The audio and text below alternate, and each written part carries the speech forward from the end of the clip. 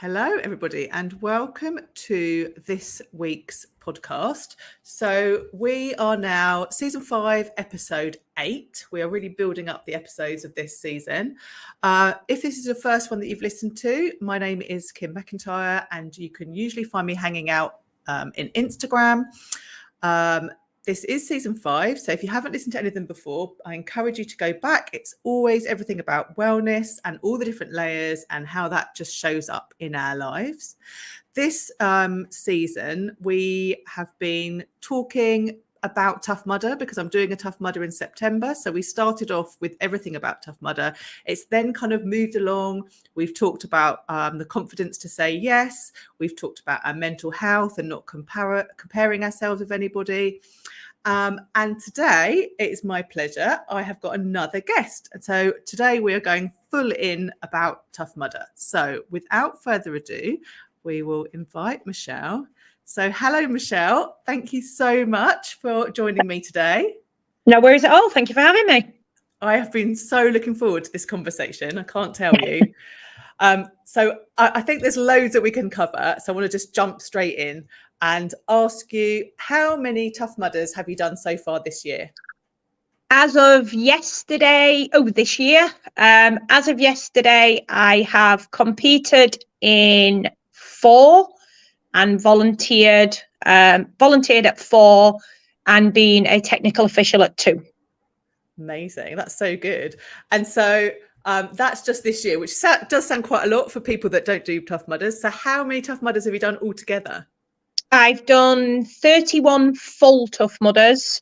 I've done 4 10K Tough Mudders, 3 5K Tough Mudders, various virtual ones during lockdown, and 2 Europe's Toughest Mudders. Amazing. That's so good. So for those people that don't know anything about Tough Mudder, what's the Europe's Toughest one? What's the difference between that and a normal one?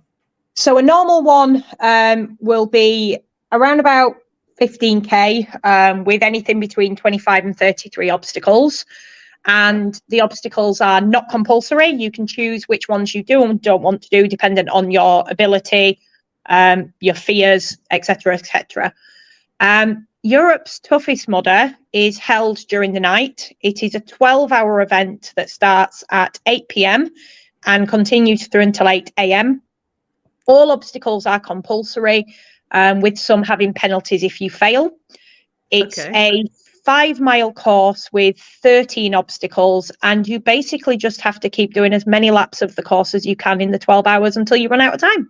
Or die, whichever is the first, which, the latter is definitely not the preference. No, and hasn't happened yet, thank goodness. Yeah, no, it hasn't happened yet. And let's hope it doesn't. No, absolutely. So what are the penalties? So they can be anything, really. So to give you an example of some of them sound really good fun until you have to do it at 2 o'clock in the morning when you've done many, many miles. Yes. So there will be things like doing 100 meters on a space hopper. Okay. Putting on goggles that imitate you being drunk and putting your head on a broom and spinning around in circles 10 miles and then walking 20 meters, which again sounds really fun, but it's not that fun at 2 o'clock in the morning. And then some of them are really cruel, like you have to walk down the side of electroshock therapy, but you take your shoes and socks off first and they've filled it with Lego. Oh, well, that is cruel. So yeah, some of them are really cruel, or one of them, they had us rolling dice, and for every odd number you got, you were able to drink a shot of milk. For every even number you got, you had to do a shot of chili sauce. Oh, okay. Which again, when you've taken 6 or 7 shots of chili sauce during an endurance event and not taken on a lot of food, doesn't do your stomach a great deal of good.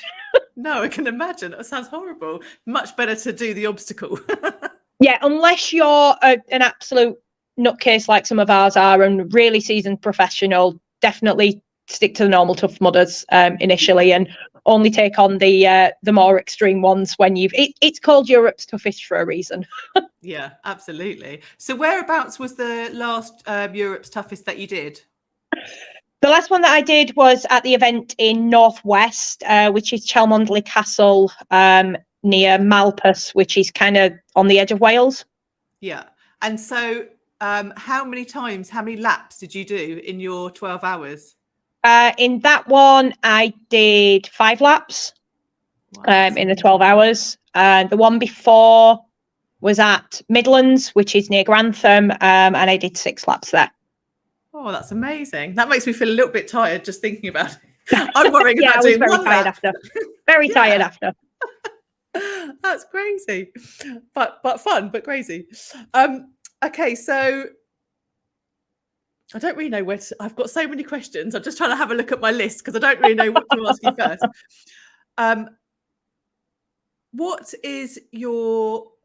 What's your most favourite of the obstacles that you have to do?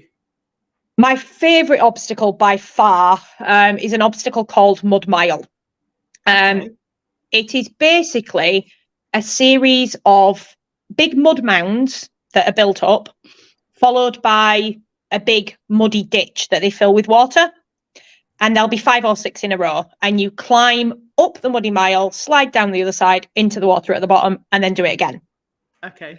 It's not an overly difficult obstacle, although sometimes they make it more difficult by making the mounds really, really steep and really, really slippy, so they're hard to climb.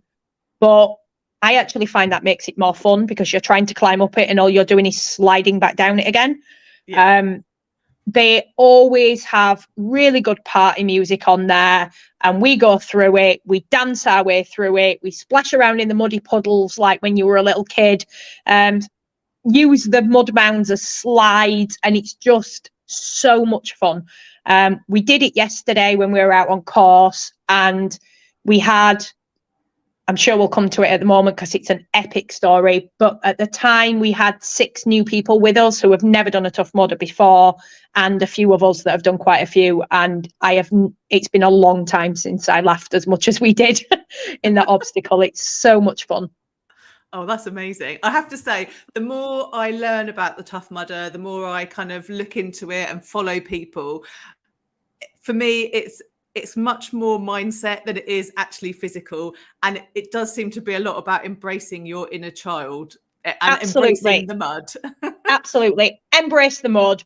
Most importantly, go out there and have fun. And instead of looking at it at this big, scary thing, it's just a playground for adults. Yes. That's a really good way of looking at it. I like that. That's really good. So with that in mind, have you got like your nemesis obstacle that you haven't done yet, or one that's every time is really challenging for you?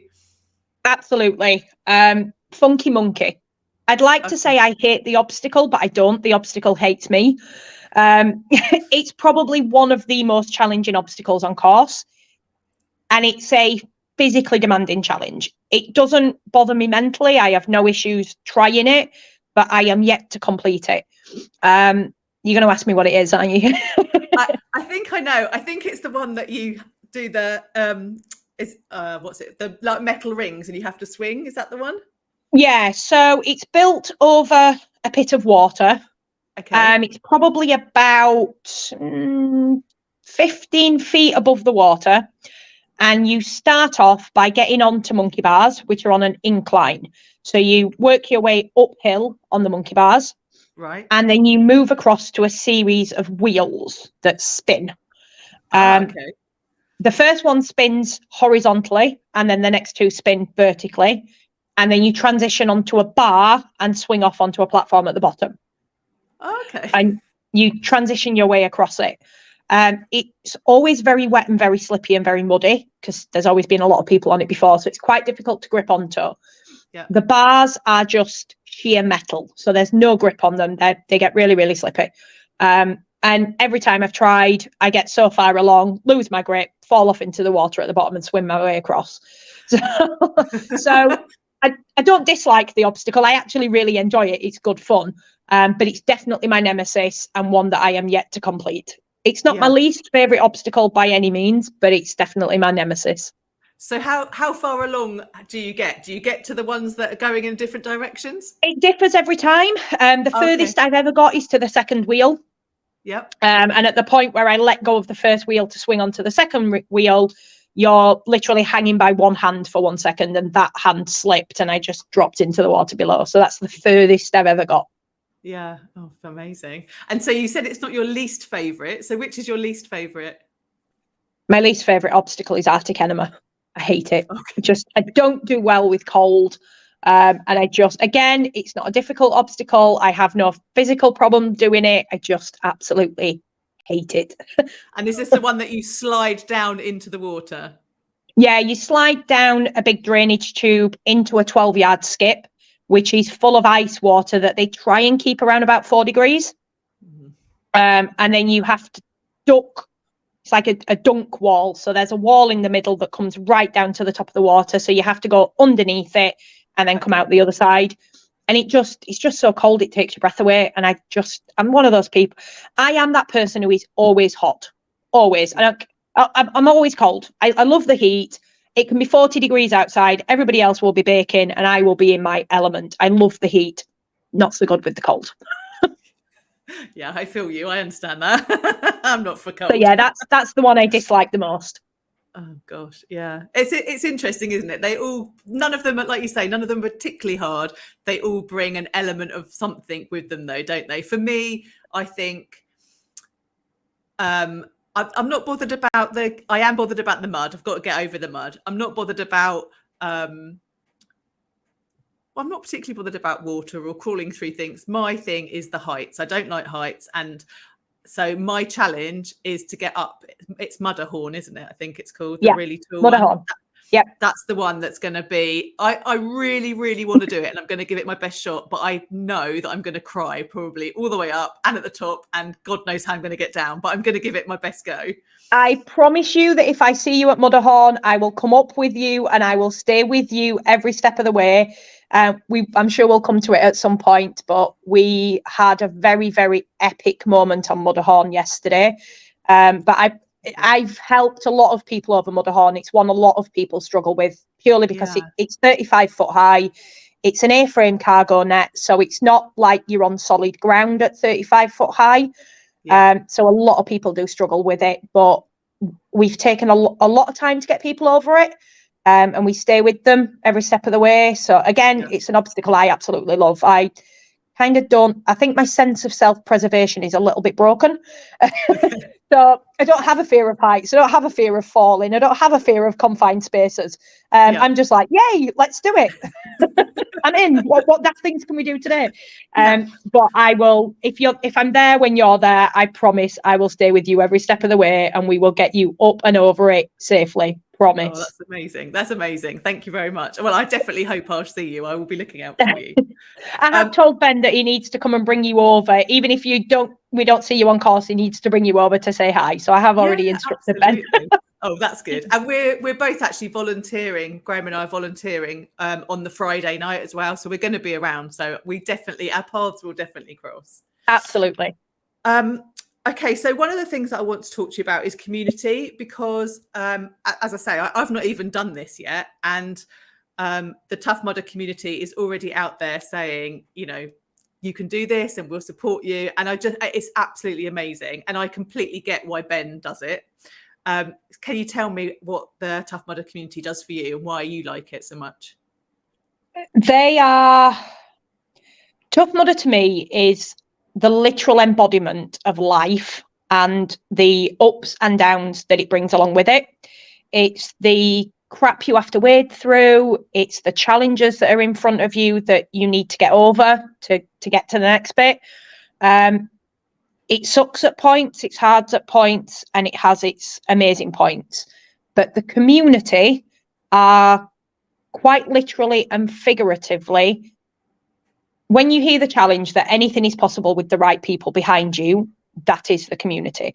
They are quite literally the shoulders to climb on, the hands that wait to catch you if you fall, the people that support you, the people that cheer you on,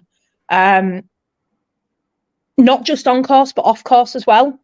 Yeah.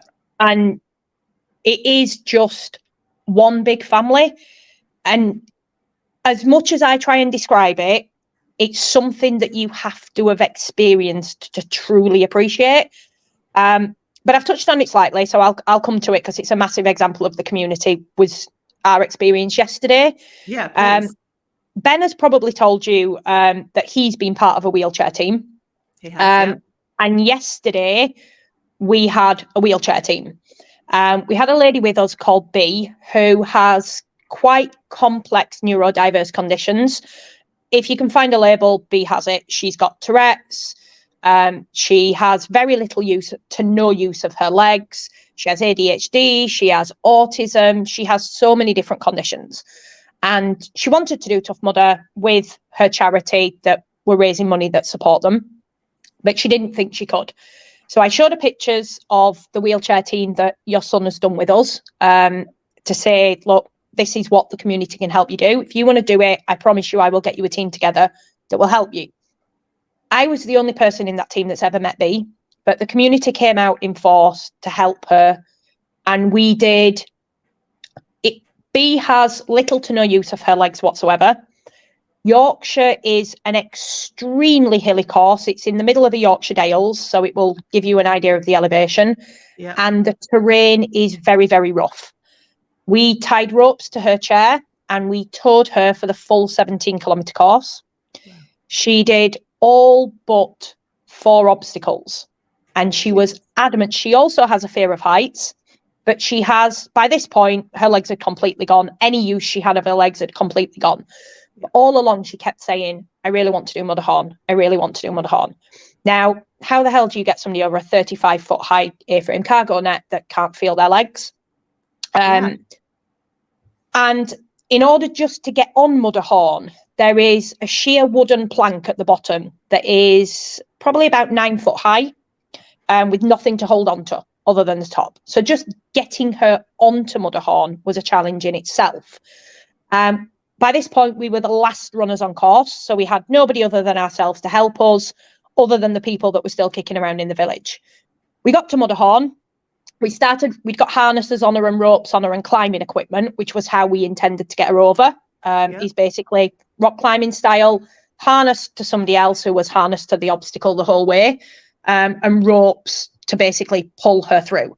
But the biggest challenge that I couldn't get my head around was, okay, there's enough of us to get her up onto Mudderhorn, but then how do we get the rest of us up there to be able to support her? So I'm looking, trying to see who's out in the village, and there's a guy on course who keeps the crowd happy with his mic and entertains everybody and talks to everybody. And he saw us, and he came over. He's like, "Hi, Michelle, you all right? Are you actually taking a wheelchair user over Mudderhorn? Really? That's never been done before." Oh, wow. And I'm like, "Absolutely, we are." And he said, he saw me looking. He's like, "Do you need more people?" I'm like, "Yes, we need people to get onto Mudderhorn." So he turned his mic back on and he announced that we were there and that we needed help to get onto Mudderhorn. And within seconds, every single person that was left on that course was at the bottom of Mudderhorn. Wow. And they allowed us to climb on them, to push B on them. Some of them, once we were on the obstacle, then came back around the wrong side of Mudderhorn to climb up the wrong side of Mudderhorn to help with the ropes and the climbing equipment. It took half an hour to get up and over Mudderhorn. But with the help of the community, I believe we may have done a world first and got the first ever wheelchair user up and over Mudderhorn. And that is what the power of the community can do. Yeah, and that's amazing. You know, they had nothing to gain from that. It was an entirely selfless thing that they did. But that is probably one of the best and most current examples I can give you of the power of the Tough Mudder community and the support that they have. Yeah, and that's absolutely amazing, isn't it? And I love that. I mean, that there's so much in that I mean, I can't even unpick it right this moment because there's so much. But you just don't hear about things like that, do you? I mean, you know, you guys were all there doing that this weekend. I mean, I actually had seen a little tiny bit of that on Instagram, I have to say, but there's nothing out there that no one's shouting about it saying, "Oh, look at us, we're amazing." Like, it's not about that, is it? There's no ego. It's literally absolutely not support. And that's so good. So good. It was entirely for B to help B achieve something that she never thought she would be able to do. And also to help support a local charity who go out of their way to support people. We've currently raised just over £4,000 for them and we're trying to get it closer to 5. That's amazing, and such an achievement for B, and for other people coming along that now think, or will hopefully hear this and see it on Tough Mudders advertising, that, wow, she's done that with this amazing community. Maybe I can do it as well. You know, that it Absolutely. opens it up for other people, doesn't it? Absolutely. It is a place where anybody can achieve things that they never ever thought possible. They just need the right support behind them, and they will absolutely get that at Tough Mudder. They just need to put their hand up and ask. Yeah, absolutely amazing. And I completely understand why Ben wanted to be an ambassador, because who wouldn't want to be shouting about that kind of community in this world that we're living in at the moment? I mean, that's absolutely amazing. Every single person will have their own stories about Tough Mudder, but every single ambassador is there because Tough Mudder has at some point done something to help them get over something horrific. Yeah. And becoming an ambassador is their way to give back to what they've received. Yeah. And it's absolutely why I do it. Yeah, I was going to say, and are you happy to kind of just fill us in a little bit on what horrible thing you had to go through to get to this point? Absolutely, yeah. It's something I'm quite open about now. So back in 2017, we'll not go into huge detail, but I finally managed to escape a very abusive relationship that I'd been stuck in for 20 years from the age of 15. I'd been in it my entire adult life. Just starting to get everything back on my feet, me and my girls starting to move forward. And then in the December of that year, I found a lump in my breast. In the March, it was confirmed as a form of breast cancer called DCIS. I was very lucky that it was caught very early, but at the initial diagnosis, you just hear the word cancer and everything else becomes a fog. And I needed something to keep me focused and something to give me a reason to fight. And my ex-partner had always said he was going to do a Tough Mudder because his army friend had done it. But, well, no, don't be silly. You can't come and do that with me. There's no way you would ever be able to do that. So I thought, you know what? I'm doing it. I'm going to show everyone that I can do it, and I'm going to use it to give me the fight I need to fight off this disease. Yeah. So I signed up on my own for my first one. Thankfully, a crazy friend agreed to come and do it with me at the very last minute. But I was overwhelmed by the support I got on course. I was very lucky in the aspect that I signed up in the March, completed it in the July. And by that point, I'd had my course of radiotherapy, I'd had my lumpectomy, and I'd been given the all clear. Okay. So I went from not knowing whether or not I'd be able to do the course, whether I'd be well enough, to being able to run it cancer-free. However, in the October, short version is, it didn't actually come back. I had a new cancer of the same kind in the other side. Right. And my world crumbled. It fell apart. I was kind of like, I can't do this again. And I sat there really struggling. And I just thought, do you know what? Like you on social media, I had seen some inspirational things within Tough Mudder. And I thought, I need somebody to tell me about something they've done that was harder than this. Yeah. That they beat.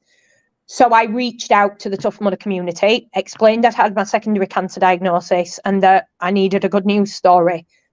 And I was overwhelmed by the support I got from people. I went from, in the space of 2 hours, I went from sitting on the floor wanting to give in to lacing up my shoes and going for a run. That's how much they picked me up. Yeah. And I am very proud to say that a lot of those people that reached out to offer support are now my very good friends. Overcame all of that, got past the cancer, and then just because the world seems to hate me, I became one of the first people in the UK to contract COVID. Okay. Oh, goodness. And became very, very ill with COVID. Short version, again, after 30 days, I was still at a level that needed supplementary oxygen. My temperature didn't go down below 40 degrees for 30 consecutive days. And because nobody knew how long I was contagious for, because I contracted it the week before we went into the first ever lockdown. That's how early on it was. Nobody knew anything. So nobody could tell me how long I was contagious. So I ended up I wasn't allowed into the outside world for 36 days. So, when people complained about having to isolate for 7 days, I'm like, wow, yeah, that's nothing, guys. 36 days. When I came out the other side of that, I needed, same as I had with my cancer, just because of the kind of person I am, I needed motivation. I needed to make myself do something. But all everybody outside of the community kept saying to me was, you just need to stop. Just stop and rest. You've been through so much. Stop and rest. And I'm like, I can't. That's not me. I have to keep going. And the community were the only people who understood. Yeah. They were the only people who stood by my decision to do the silly things that I did. So when I said, I need to come and climb Skyfall Pike with you, even though it's 2 months after I've been allowed out of the house. Yes, I need to come and climb a mountain with you. They were the ones who stood by my side and went, right, okay, let's go climb a mountain if that's what you need to do. But we are coming with you every step of the way, and we will carry you up and down that mountain if we have to. Thankfully, they didn't. We ended up carrying somebody else down the mountain and we found injured. But again, that's a different story. But they have been with me every step of the way. Yeah. And no matter how crazy the thing you need to do sounds to the rest of the world, the community get it. And they might not agree with you. They might say to you, are you really sure you want to do this? Are you really sure that's a good idea? But the day you say, yes, I need to do it, they just go, okay, we're in. Let's do it. Yeah. Which is absolutely amazing, isn't it? Like, you couldn't ask for more, could you? No. Absolutely fabulous. And because the community did so much for me, the day the opportunity came to become an ambassador, I was like, hell yes, I need to do that. I need to go and tell the world about this amazing thing I found that has completely changed my life and given me more support than I could ever imagine in some of the craziest situations ever. So that is, that's why I decided to become an ambassador. Yeah, amazing. That's really good. And so how long have you been an ambassador for? I became an ambassador in 2019, but then obviously the world went mad. So we had a year where we weren't really able to go out and shout about it too much. But I became an ambassador in 2019, and I am happy to say I've been able to maintain that status up until now, and I hope to be able to continue to maintain the status, because they don't just give it away. You have to earn it. There is certain things you have to do every season to be able to keep the status, because they want to make sure that those people who are wearing that bib absolutely 100% maintain their values that they hold so dear as a company. Yeah, absolutely. And I think, I don't know all the details, but I remember reading somewhere that, and I'm sure you'll correct me if I'm wrong, but a lot of companies, when they have ambassadors, their ambassadors get paid. But Tough Mudder, they're not like that, are they? They don't pay you. It's just part of a community, like you say, giving something back. Yeah, they don't pay us. We don't get paid in anything. We do earn points. There are certain things we can do to earn points, and we can use those points to redeem for free races. But those free races are not for us. Those codes that they give us are for us to then go out and allow other people to come and experience things that we can then say, well, do you know what? I've got this code. Come and do it for free. Yeah, so absolutely. So it's just more community building. Yeah. Yeah, fabulous. And I can't remember, and I should have written it down yesterday. Ben said to me that have you just qualified, or you've got like another, I can't remember what he said that you were doing, but there was something else that he said that you're just doing now. Can't think what he said it was. Don't know what he's referring to there. Within Tough Mudder or outside of Tough Mudder? Yeah, I think it might have been, I think there might be one of them that was outside Tough Mudder, but was there one where you're more like a technical helper? Right, okay, yes. So that's outside of Tough Mudder. That's within obstacle course racing as a community. So Tough Mudder is part of a sport called obstacle course racing. Yeah. And it's not yet a recognised affiliated sport within the UK. So we are trying to get it as one, and there are various things that we need to do. One of the things that we need to do is we need to have an organising body that oversee it. The best example I can give that people will be familiar with is FIFA for football. Okay, They're the overseeing body who dictate the rules, blah, blah, blah. And that is British Obstacle Sports. And you need to have so many paid members of that organisation. You can't just give it away for free, because that means that there is commitment to the sport. Yeah. But British Obstacle Sports is 100% manned by volunteers. And the membership fee is, I believe it's currently works out about £12.50 for a year. So it's really, really cheap. You get a lot back in return, and the cost is literally just to cover their costs. They're not trying to make money out of it. Yeah. And part of what they need are qualified referees to marshal the competitive events. And so I am a qualified marshal. There are different levels. I'm level 2, which means I can marshal within the UK. I'm currently working my way up to level 3, which will then allow me to compete at things like European Championships. So I can marshal. And that's one of the things that I was actually doing on Saturday at Tough Mudder, is I was marshalling their competitive event that they held in the morning. Ah, right, I see. Oh, that's really good. And just another layer of involvement, which is lovely. Yeah. Yeah, that's so good. So if there was someone who has been listening to our chat, has seen Tough Mudder things on the internet, and they're like, oh, don't know, what would you say to them? Give it a go. Everybody, before they do Tough Mudder, takes a pledge. And it's, in a lot of things, they're just words, but in Tough Mudder, it's really not. It very much is the heart of it. I'm not going to go through the full pledge, but I will give you some key points that aren't just words. So the first one is, it's not a race, it's a challenge. So nobody's going to time you. You take as long as you need to on that course. Nobody's going to tell you need to run it. Walk as much as you want. Sit down on the floor and have a rest if you want. Nobody is going to judge you. Yep. None of the obstacles are compulsory. So if you really, really feel like you can't do it, nobody's going to force you. However, I promise that if you want to give it a go, but you're unsure and you don't feel you can do it alone, you will get as much or as little help as you need on that course to do it. Yeah. And that is embodied by a line in the pledge that says, I help my fellow mudder complete the course, and I put teamwork and camaraderie before my course time. So working together as a team and helping everybody is the most important part of Tough Mudder, not like it is in some races where it's first to finish. Yeah. We even have an internal recognition scheme called Assist 100. And in order to gain that Assist 100, you have to help 100 people complete one obstacle in that race. So you stay on that obstacle until you've helped 100 people through it. Oh, wow. Yeah.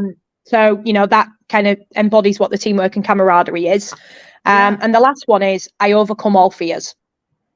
So, yes, there are some things on there that are scary, and Tough Mudder designed their course to be that way.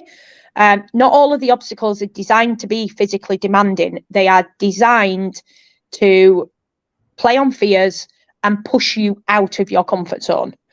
Yeah. But if you're willing to do that, everybody will be by your side to make sure you're safe. And as the old saying goes, good things are never achieved inside your comfort zone. Yeah, absolutely. Tough Mudder will absolutely push you beyond your limits, but everybody's limit is different, and where it pushes you to will be different for every person. But if you embrace that, when you cross that finish line for the first time, there is no feeling like that in the world.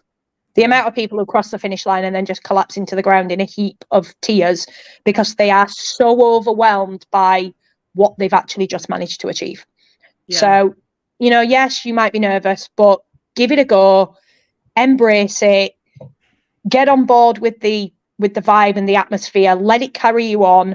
And when somebody crouches in front of you and tells you to climb on them, yes, they are sure. Yes, it's okay. Yeah. And yes, they've had many people do it before. So don't worry if you think you're too heavy. You're 100% not. They wouldn't offer if they weren't happy for you to do it. Just get there, get stuck in, and go and show yourself what you absolutely can do. Yeah, absolutely amazing. Oh, thank you so much. I've really, really enjoyed this conversation. I knew I would. Is there anything else that you want to share before we kind of finish off today? Not without making your show hugely long, no. Because it's something I'm really passionate about and I can talk about forever because it does mean so much to me.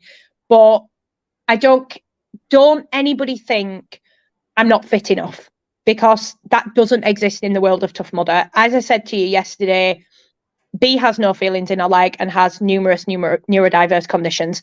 Is she fit enough to do Tough Mudder on her own? No, but you never are alone at Tough Mudder. Yeah, amazing. That's such a good place to finish. I love that. And I think we probably, after I've done Tough Mudder, need to do another one so that we can talk a bit more, because absolutely, like you say, even if there's I so much. don't end up with you on course, I would absolutely love to hear all about how your experience went. Yeah, and I've got a horrible feeling that, when I get to the end, I'm going to want to do another one, because it seems to be how it goes. Yeah, unfortunately, they are very addictive. That's the only warning I will give you, that they are very addictive.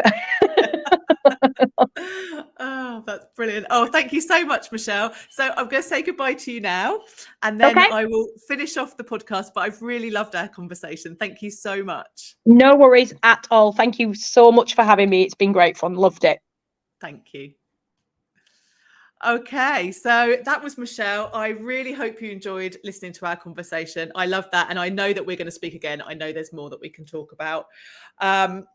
Everything that you've heard us talk about, I will make sure they're in the show notes. I know that Michelle has an ambassador code. Normally I'm sharing Ben's in this season, but as I've talked to Michelle, I will be sharing Michelle's today. So if you are thinking about doing a Tough Mudder, or it does interest you, like, there will be a code there so you can save a few pennies.